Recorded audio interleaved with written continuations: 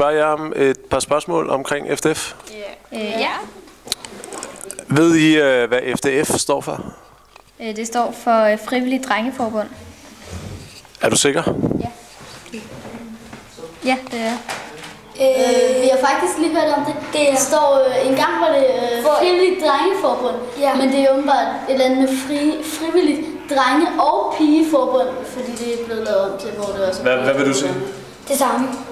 Det var klogt. Ved I, hvorfor det hedder FDF? Nej, vi har snakket om det her til i dag, men vi fik ikke helt svar på det. Okay, hvad tror I, det står for? Det var sådan noget med, en gang var det FDF for Forbund, Drenge Forbund. Jeg kan ikke helt huske det. Okay, ved I, hvorfor det hedder K17? Nej. Hvad tror I, det betyder? At det er sådan en kreds, som man kalder K17. Ja, hvorfor tror du lige, det er 17 og ikke 1000 for eksempel?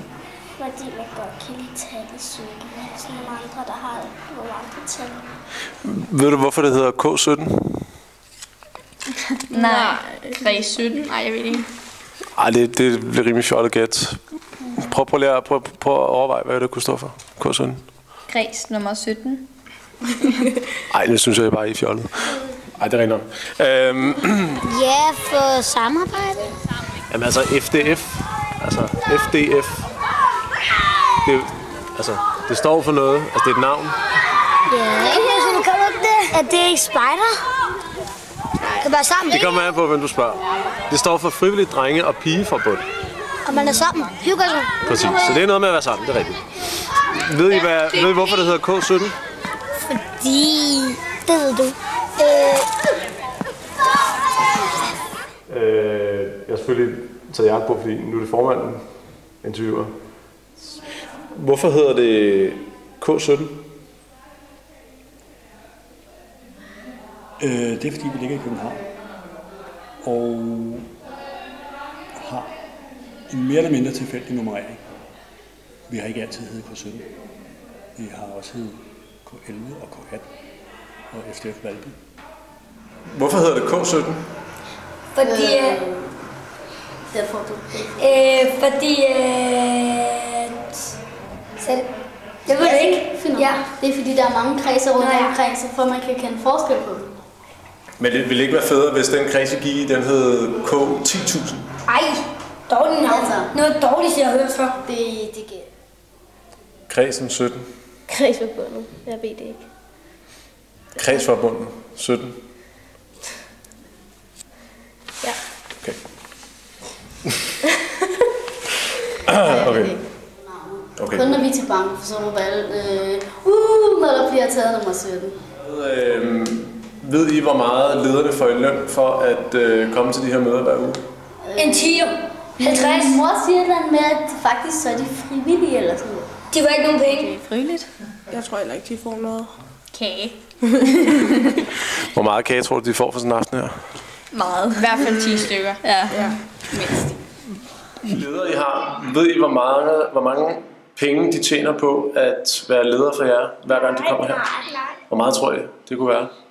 Det kunne være 100. Ja. 100 kroner? 1000. 1000 måske per hver møde, eller om måneden, eller? Jeg tror, det er 100. Okay. Nej, og de betaler også for at komme med på turen. Men det er jo også frivilligt at gå på arbejde, det får man jo også løn for. Ja, jeg tror faktisk ikke, man får løn for det her. Ja. Men du siger, hvor meget siger du? 50 kroner? Nej, 0. I har nogle ledere her i K17? Ja. Ved I, hvad de får i løn for at være ledere i K17? Nej. Hvad tror I, de får det? Mange penge nok. 10 Hvor mange? 10 kroner? 10 kroner. Det er da ikke særlig meget. Per møde eller om måneden, eller hvad tror du? 300 måske per måned. 300 per måned. 500 per måned. Okay. Men det er jo mange timer, de bruger på at gøre det her hver aften. Eller ikke hver aften, men hver uge. Så altså 10 kroner i timen, hvad tror jeg? Jeg har hørt det frivilligt. Ja, jeg har også hørt det frivilligt. I er nogle meget kloge børn, det vil jeg bare gerne sige. Hvad har du tænkt dig at have på til kredsens 200 års jubilæum? Til kredsens 200 års jubilæum, der må jeg have fjeldrevens, de sidste nye bukser på simpelthen, og den smarteste fjeldrevensskjorte, der findes. Hvad er det klammeste, I har prøvet til FDF? At blive låst ind på det der toilet. Ja, det er noget af det klammeste. Det er det værste. Prøv. Er det nogle af lederne, der gør det? Nej, det var fordi vi låsen sad fast. Ja. Okay, var det nogle ledere, der lukkede ind på toilettet? Nej. Jo. Okay, tak. Hvor mange landslejre har du så været med på? 9. Har du spillet guitar på alle de landslejre? Det tror jeg bestemt. Hvor mange piger på en landslejr vil du anslå, at du har imponeret ved at spille guitar? Jeg spillede på den store scene, og halvdelen af dem, der sad så på, var piger, så er det vel... Det er ikke 10.000, tusindvis af piger. Jeg skal vel i virkeligheden på min 10. landslejr her i 16. Så jeg har været med på 9. Hvor mange af dem vil du tro, at du scorede piger på grund af dit overskæg? Altså det er 8 af dem. Kun de 8? Okay. Ja. Hvad laver en formand i K17? Ved I, hvem der er formand i FDF K17 Valby? Ja, det er Henrik. Okay, det er rigtigt. Hvordan kan du vide det? Nu ved jeg bare, for jeg har gået her mange år, og så plejer det at være Henrik, der er det. Okay. Ved du, hvem der er formand i K17? Henrik. Er du sikker på det? Line, jeg ved det ikke. Hvorfor siger du lige Henrik? Henrik. Hvad tror I, en formand laver her i kredsen? Jeg tror, det er ham, der bestemmer og laver ting og sådan noget. Ved I godt, der er en formand i K17 Valby? Ja. Ved I, hvem det er? Nej. Nu. Hvis du siger Henrik nu, så ved jeg, at du har lyttet efter over ved de andre. Henrik. Henrik. Okay. Hvad tror I, en formand laver? Holder styr på, hvad de laver. Ja, nu siger du bare det samme som de andre. Tjekker måske, hvem der er nye og sådan noget. Eller, Ja. hvem der skal ind. Holder... Er du okay? Ja. Han kører rundt i firmabilen.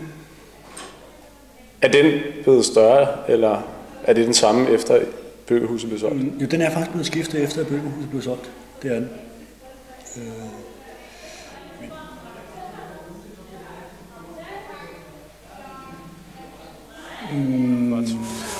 Ved I, hvem der er formand i K17? Det er ham der... Nej. Hvad nu? Er det Henrik? Ja, det er rigtigt. Godt. Hvad tror I, en formand laver? Han bestemmer. Ja, han bestemmer Og hvad? og gør orden på tingene. Gør orden på tingene? Ja, ligesom en diktator. Ligesom en diktator. Tak. Ved I, hvor gammel K17 er? Altså kredsen? 100 år. 100 år? Ja. Hvad tror I andre? Nej, jeg tror, den er 50. 50? Skal jeg fortælle jer, hvor gammel kredsen er? Ja. 110 år. Ja, du er lige... Det var lige det, du var lige på tungen. Og vi har faktisk, der er fødselsdag i år for kredsen. Var I ikke til fødselsdagen? Jo. Nå, okay, så burde I jo egentlig vide det 110. Nej, jeg var der ikke. Jeg var i Thailand.